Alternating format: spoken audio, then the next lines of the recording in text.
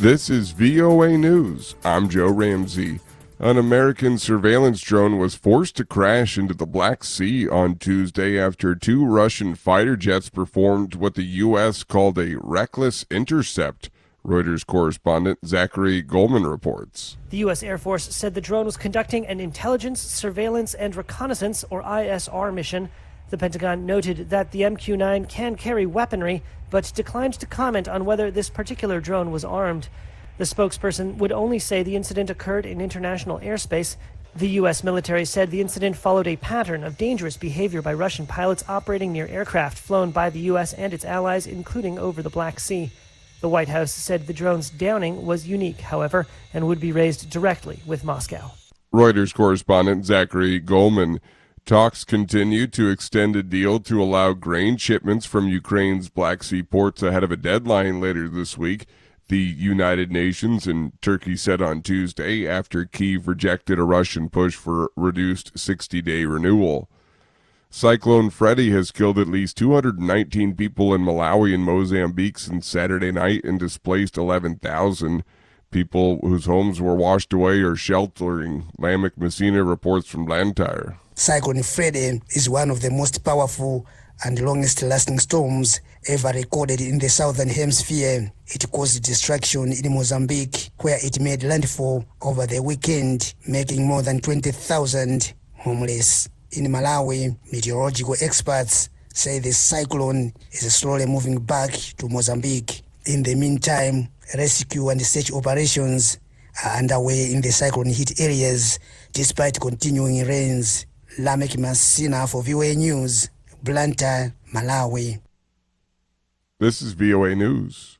Hundreds of Israeli writers, artists, and intellectuals have called on Germany and Britain to cancel upcoming visits by Prime Minister Benjamin Netanyahu, saying his plan to overhaul Israel's judicial system has put the country on a destructive course. AP correspondent Karen Chamas reports. The legislation to weaken Israel's Supreme Court was accepted by a parliament vote and will be passed to the Special Committee of Amendments. Israeli demonstrators blocked roads to government offices in Jerusalem the following day. The move gives Netanyahu's coalition control over the appointment of the nation's judges. They say the plan is a long overdue measure to curb what they see as outsized influence by unelected judges. But critics say the plan will destroy Israel's fragile system of checks and balances. I'm Karen Chamas. U.S. President Joe Biden has taken steps to strengthen gun background checks, AP correspondent Norman Hall reports. The president signed an executive order aimed at increasing background checks to buy guns, promoting more secure firearms storage, and ensuring U.S. law enforcement agencies get more out of a bipartisan gun control law enacted last summer.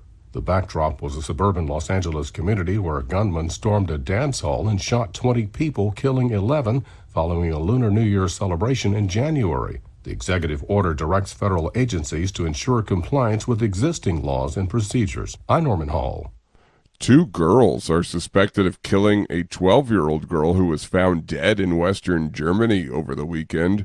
Reuters correspondent Trevor Carroll reports. The body of the victim, known only as Louise, was found near a cycle path on Sunday by police. Her parents had raised the alarm the day before after she had visited with a friend. Investigators say she died as a result of knife wounds. A German investigator said the children admitted to the crime. Prosecutor Mario Manweiler said a motive for the crime may not come to an adult's mind, and that he could not release further details. Because of the young ages of the suspects, they are not subject to criminal law in Germany and are in the hands of the youth office. Reuters correspondent Trevor Carroll. North Korea fired two short-range ballistic missiles Tuesday, Seoul said, Pyongyang's second launch in days and the first since South Korea and the United States began their largest joint military drills in 5 years. Washington and Seoul have ramped up defense cooperation in the face of growing military and nuclear threats from the North, which has conducted a series of increasingly provocative banned weapons tests in recent months. Follow us on the VOA mobile app. I'm Joe Ramsey.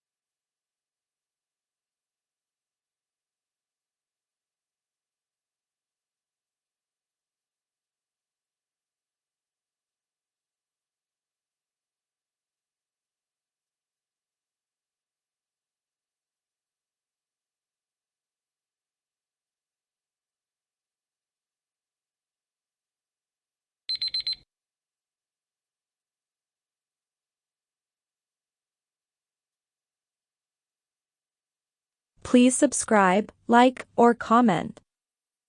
Thank you.